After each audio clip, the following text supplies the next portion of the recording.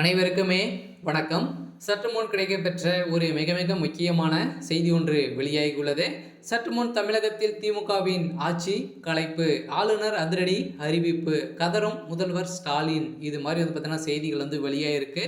இப்போ தமிழகத்தில் நடக்கக்கூடிய சம்பவங்களை பார்த்தாவே பார்த்தீங்கன்னா திமுகவுடைய ஆட்சி நிலையத்துக்கான எந்த ஒரு தகுதியும் இல்லை அப்படின்ற மாதிரி தான் பார்த்தீங்கன்னா இப்போ மக்களிடையே பேசப்பட்ட ஒரு நிலையிலும் எதிர்கட்சிகளும் நிறைய தலைவர்களும் பார்த்தீங்கன்னா இப்போ குற்றச்சாட்டுகள் எழுந்து வந்திருக்கக்கூடிய நிலையை தான் பார்த்தீங்கன்னா இப்போ திமுகவுடைய அரசு அவங்கவுங்களுடைய சொந்த விஷயத்துக்காக மட்டுமே பார்த்தீங்கன்னா பாடுபடுறாங்க. இப்போ பார்த்தீங்கன்னா பொங்கல் பரிசு வந்திருந்தது. பொங்கலுக்கு கூட எந்த ஒரு தொகையும் பாதியான மக்களுக்கு பார்த்தீங்கன்னா யாருமே கொடுக்காது இருக்கக்கூடிய நிலையில் தான். அவங்களுடைய திமுக சேர்ந்த அமைச்சர்கள் வீட்டில் நடந்த அவங்களுடைய சொத்து மதிப்பு அப்படின்னு பார்த்தீங்கன்னா ஒவ்வொருடைய அமைச்சர்கள் வீட்டிலும் சொத்துக்கள் பார்த்தீங்கன்னா அவங்களுடைய பரம்பரையே வாழக்கூடிய அளவிற்கு அவங்களுடைய சொத்து மதிப்புகள் இருக்குது.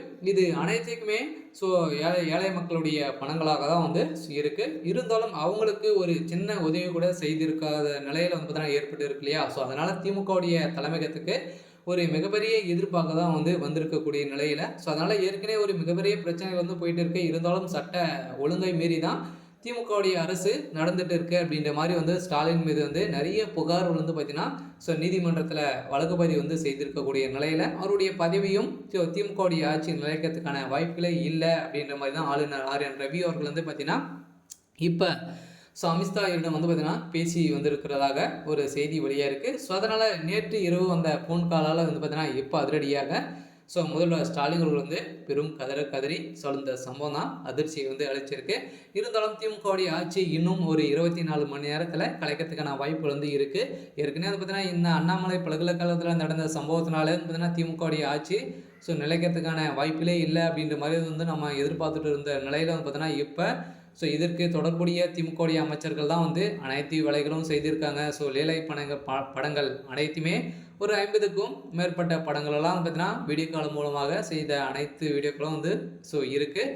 இருந்தாலும் திமுகவுடைய அரசு மீது பார்த்தீங்கன்னா நிறைய எதிர்ப்புகள் வந்திருக்க நிலையில் தான் பார்த்தீங்கன்னா ஒரு மூதாட்டி பேசியிருந்த நிலையில் பார்த்தீங்கன்னா இப்போ தமிழகத்திலேயே வைரலாக போயிட்டு இருக்கு. அதனால் இன்னும் தமிழகத்தில் ஒரு 24 மணி நேரத்தில் திமுகவுடைய ஆட்சி கலையத்துக்கான அறிவிப்பு கொடுத்துருக்காரு. அதனால் இப்போ திமுகவுடைய தலைமையகம் ஏற்கனவே பார்த்தீங்கன்னா முதல்வர் ஸ்டாலின் அவர்கள் ஆளுநர் மீதே குற்றச்சாட்டுகள் வைத்து ஒரு நிலையில் அவங்க செய்யக்கூடிய குற்றங்கள் அனைத்துமே எதுவுமே ஒத்துக்கொள்ளாத திமுகவுடைய அரசும் திமுக சேர்ந்த அமைச்சர் நிர்வாகிகளிடையே நிறைய மோதல்கள் ஏற்பட்டு வந்திருந்த நிலையில் தான் இப்போ திமுகவுக்கு உழ வைக்கக்கூடிய நிலையில் தான் ஆளுநர் ஆர்.என். ரவி அவர்கள் பார்த்தீங்கன்னா இன்னும் சற்று நேரத்தில் அறிவிப்பு வெளியிட போகிறாரு அப்படின்ற மாதிரி வெளியே இருக்குது. அதனால் தமிழகத்தில் போலீஸ் குவிக்கப்பட்டு இருக்கக்கூடிய சூழ்நிலையில் பெரும் அதிர்ச்சியை ஏற்படுத்தியிருக்கு. சரி, ஓகே.